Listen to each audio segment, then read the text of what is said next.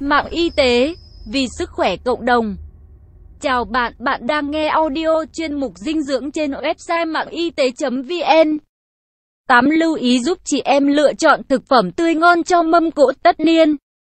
Tôm có thể bị bơm tạp chất, cá chết lâu, thịt lợn tăng trọng được giao là thịt lợn sạch, thịt lợn đội lốt, thịt bò, rau bẩn lẫn với rau sạch, vân vân. Những băn khoăn ấy thường hay ám ảnh mỗi chị em khi đi chợ. Vậy, làm thế nào để lựa chọn những loại thực phẩm tươi ngon cho mâm cỗ tất niên gia đình cuối năm? Thạc sĩ, bác sĩ Nguyễn Văn Tiến, Trung tâm Giáo dục Truyền thông Dinh dưỡng, Viện Dinh dưỡng Quốc gia. Theo thạc sĩ, bác sĩ Nguyễn Văn Tiến, Trung tâm Giáo dục Truyền thông Dinh dưỡng, Viện Dinh dưỡng Quốc gia, khi đi chợ mua thực phẩm, các bà nội trợ có thể dựa vào một số dấu hiệu nhận biết nhanh dưới đây để lựa chọn cho gia đình những thực phẩm tươi ngon, an toàn. 1. Cách chọn thịt tươi. Màng ngoài thịt khô, không bị thịt không có mùi lạ, mùi ôi thiêu, mùi thuốc kháng sinh. Thịt màu hồng tươi, thịt bò màu đỏ đậm vừa phải, không quá sớm, thịt trâu màu tím. Khối thịt săn chắc, có độ dính, mềm và đàn hồi cao. Ngón tay ấn vào thịt tạo thành vết lõm nhưng không để lại dấu vết khi nhấc ngón tay ra. Cắt thịt không thấy có nước, chỗ vết cắt có màu sáng, khô. 2. Cách chọn cá tươi. Tốt nhất là cá đang sống. Nếu cá không còn sống thì cần đạt các tiêu chí sau. Thân cá cứng, khi để cá lên bàn tay, thân cá không thõng xuống. Mắt cá trong suốt, nhãn cầu lồi, giác mạc đàn hồi. Mang màu đỏ tươi, dán chặt xuống hoa khế, không có nhớt và mùi hôi. Vây tươi, sáng óng ánh, dính chặt vào than, không có mùi ôi ươn. Bụng lép, không phình, hậu môn thụt sâu và màu trắng nhạt. Nếu cá ươn thì hậu môn màu hồng, lòi ra ngoài, bụng cá phình to. Cá tươi, mắt cá trong suốt, nhãn cầu lồi, giác mạc đàn hồi. 3. Cách chọn tôm. Tôm ngon thân phải săn chắc, vỏ còn cứng, màu trắng trong chứ không đục hay ngả sang đỏ, vàng. Phần đầu dính chặt vào thân, các càng vẫn còn nguyên, không có mùi tanh ươn.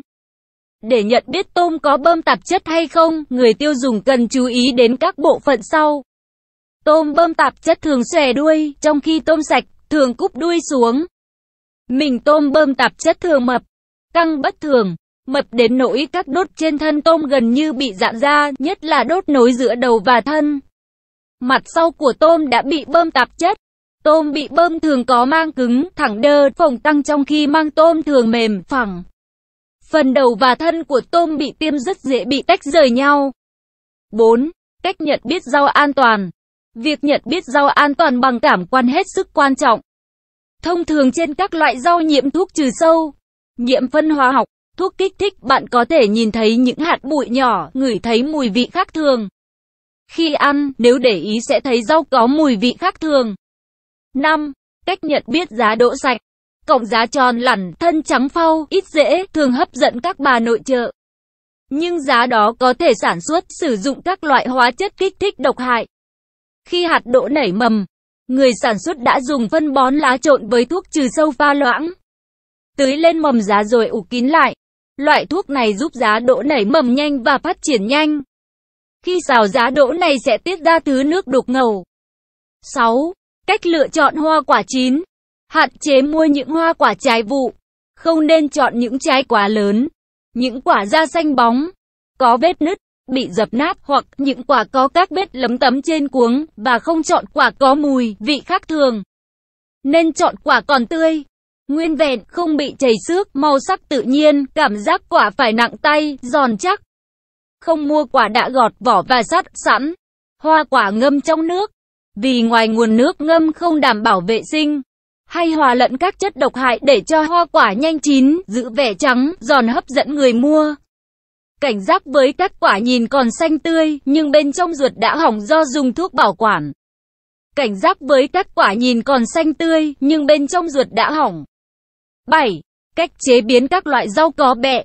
Rau cải, cải thảo, cải bắp cần cắt bỏ phần gốc, tách rời từng lá, nhặt bỏ lá sâu. Sau đó, ngâm rau vào nước muối loãng, hoặc nước hòa thuốc tím loãng khoảng 15 phút. Rồi rửa kỹ từng lá dưới vòi nước chảy vài lần trước khi đưa vào chế biến. Phương pháp đơn giản này, nhưng có thể làm sạch phần lớn thuốc trừ sâu, phân bón bám trên rau, nhất lá ở các kẽ lá, ngoài ra còn giúp làm sạch trứng giun, sán và các chất bẩn trên rau. 8. Cách ăn rau sống an toàn. Khi ăn rau sống, các loại rau gia vị, rau thơm, mùi, cần nhặt loại bỏ lá héo, úa, ủng, rửa nhiều lần bằng nước sạch. Tốt nhất là rửa trực tiếp từng lá.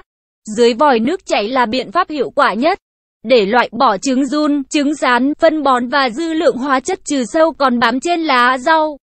Ăn rau sống an toàn chỉ khi rửa rau bằng nước sạch nhiều lần rồi vớt rau vẩy ráo trước khi ăn.